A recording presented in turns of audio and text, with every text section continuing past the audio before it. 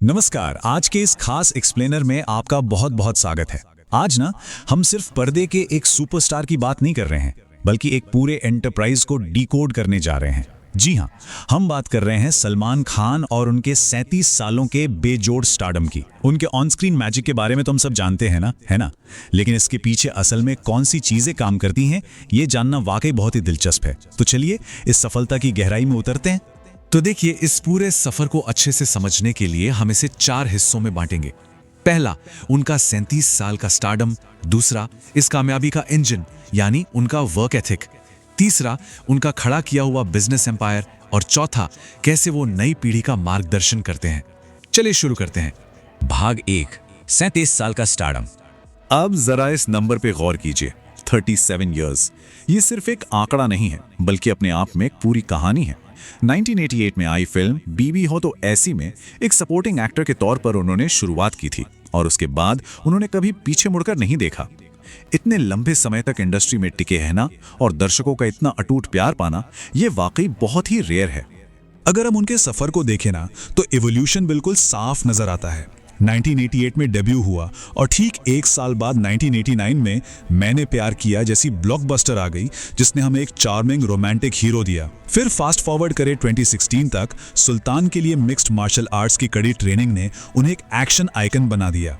और अब 2026 में 2020 के गलवान घाटी संघर्ष पर आधारित बैटल ऑफ गलवान जैसी बड़ी फिल्म का इंतजार है। मतलब वो समय के साथ लगातार खुद को बदलते रहे हैं।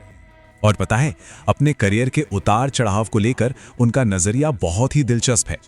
एक बार उनसे उनके लोज यानी बुरे दौर के बारे में पूछा गया तो उनका जवाब था, जिन लोज की आप बात कर रहे हैं ना, वो 99.9% आबादी के लिए एक हाई होगा। ये एक लाइन उनके स्टारडम के विशाल स्केल को बिल्कुल सटीक तरीके से समझा देती है। उन्हें अपनी इस अपार सफलता का पूरा एहसास है।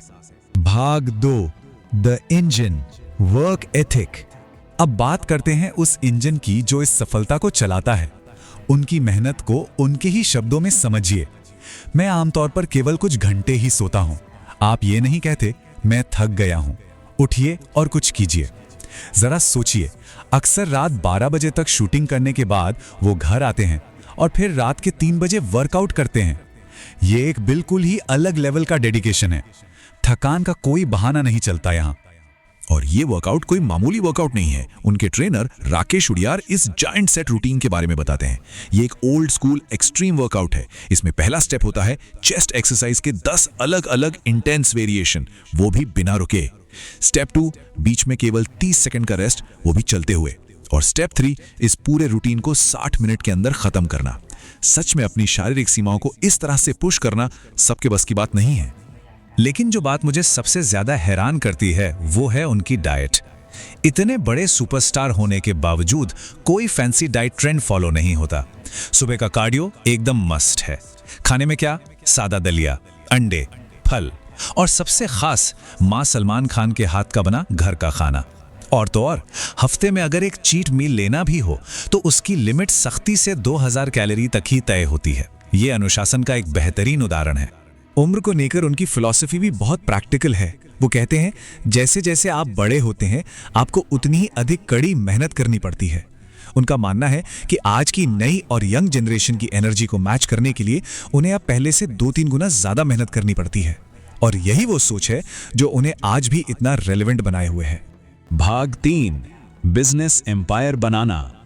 अब देखिए, इस फिजिकल और प्रोफेशनल डिसिप्लिन को उन्होंने एक विशाल व्यापारिक साम्राज्य में कैसे बदला है। सलमान खान फिल्म्स यानी SKF के जरिए प्रोडक्शन, टेलीविजन के बड़े रियलिटी शोज की सालों से सफल होस्टिंग, ढेरों ब्रांड एंडोर्समेंट और मर्चेंडाइज और लाइसेंसिंग, ये सब साफ दिखाता है कि हम सिर्फ एक एक्टर की बात नहीं कर रहे हैं, बल्कि एंटरटेनमेंट बिजनेस की एक बहुत ही बड़ी और मजबूत हस्ती की बात कर रहे हैं।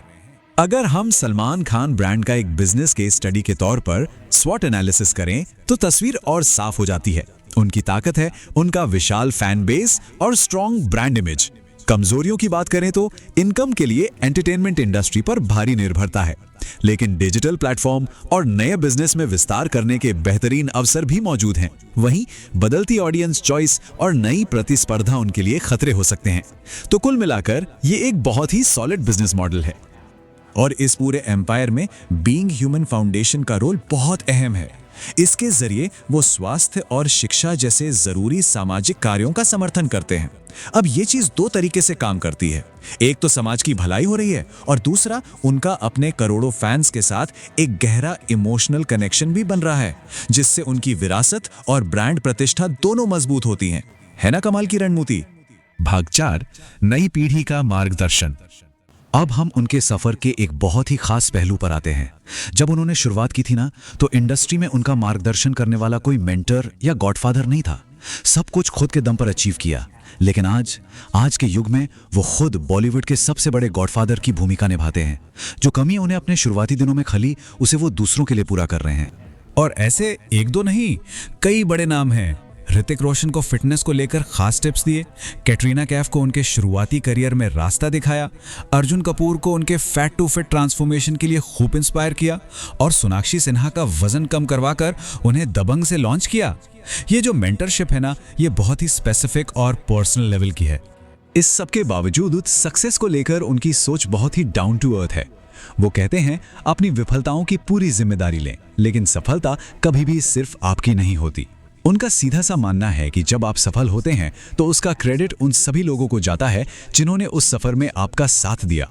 ये टीम वर्क और आभार की भावना ही उन्हें इतना खास बनाती है। तो अगर हम इस पूरी जर्नी को समेटें तो लॉन्गेविटी या इतने लंबे समय तक प्रासंगिक बने रहने की असली परिभाषा क्या है? ये कोई रातों रात हुआ चमत्कार नहीं है। 37 सालों की ये सफलता लगातार अनुशासन बनाए रखने, समझदारी से बिजनेस को डाइवर्सिफाई करने और अपने साथ साथ दूसरों को भी आगे बढ़ाने का एक परफेक्ट ब्लूप्रिंट है। तो जाते जाते मैं आपको एक सवाल के साथ छोड़ना चाहता हूं। जरा सोचिए, एक्सट्रीम पर्सनल डिसिप्लिन टू अगर दूसरों के उत्थान की इच्छा के साथ जोड़ दिया जाए तो वो किस तरह एक ऐसी विरासत को आकार देता है जो किसी भी एक सफलता से कहीं ज्यादा समय तक टिकती है। ये वाकई में विचार करने लायक बात है। खैर, आज के इस एक्सप्लेनर में बस इतना ही। मुझे उम्मीद है कि इस बेजोड़ सफर के इस विश्लेषण से आपको कुछ नए और रोचक पहलू जानने को मिले होंगे।